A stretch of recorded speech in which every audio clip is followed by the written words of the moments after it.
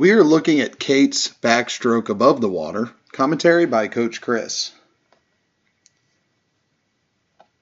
So Cate, we're going to watch the first time through at full speed.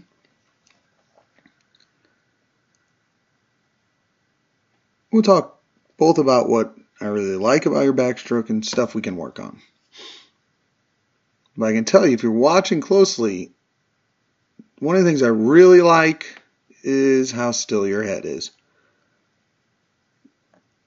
Subtle, slight movements every once in a while, but you keep a really still head. Do a really good job of that. Let's watch that again in slower motion. Slow it down just a little bit so we can see what's going on a little more clearly.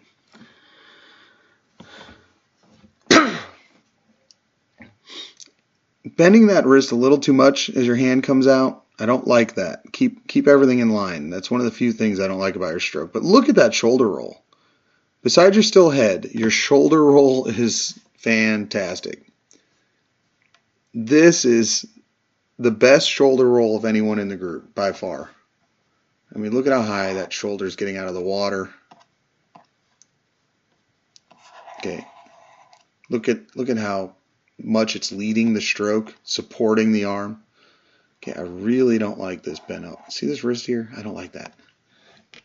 Keep your hand in line with your arm. Come out with a straight arm. Okay, because what happens is when the hand's pointed down like that, it's actually putting stress on the top muscles of your arm.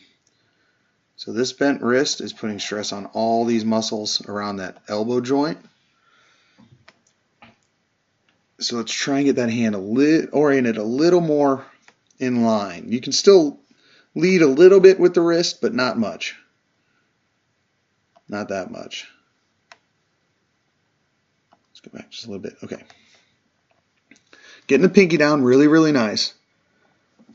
Super, super, super good shoulder roll. Excellent. Okay, but if you watch, you can see, and we'll see it on the way away too, you're still swimming. Man, I hate when it does this. God dang it. Still swimming in that A position. So we're reaching over our head to get that hand in the water.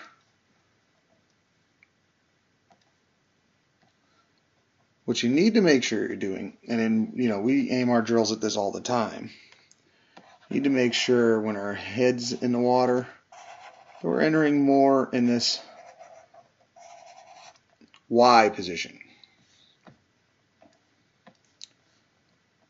So again, you have your head, you have your shoulder,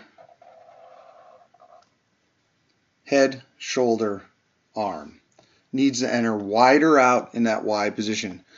Because when you enter with that hand over your head like this, or that arm reaching inside your shoulders above your head in that A position, it just puts a real strain on the shoulders. It twists them in a natural position, so it slows down your hand speed, and it also puts you in a weaker position to start that pull.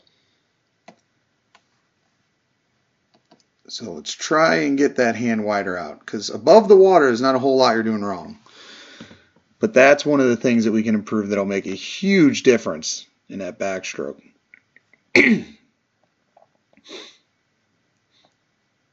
Pulling through. Really solid turn. Really good plant. You're really connecting with the wall, so I like that. We'll take a closer look at that kick out underwater.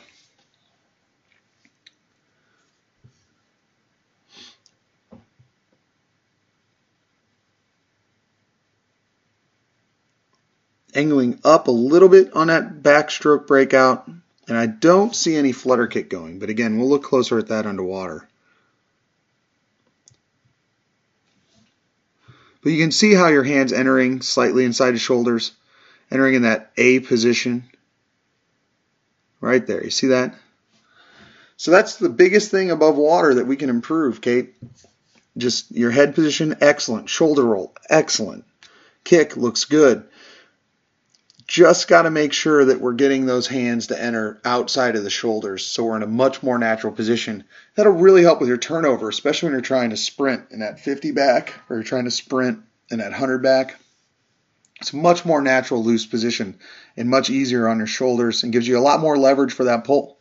So let's keep working on it. We do tons of drills to address that all the time. That's one of the main focuses. So I have no doubt that you're going to improve as we go through the year. But really good job on the shoulder roll. Really solid fundamentals on your backstroke. Let's go underwater and take a look there.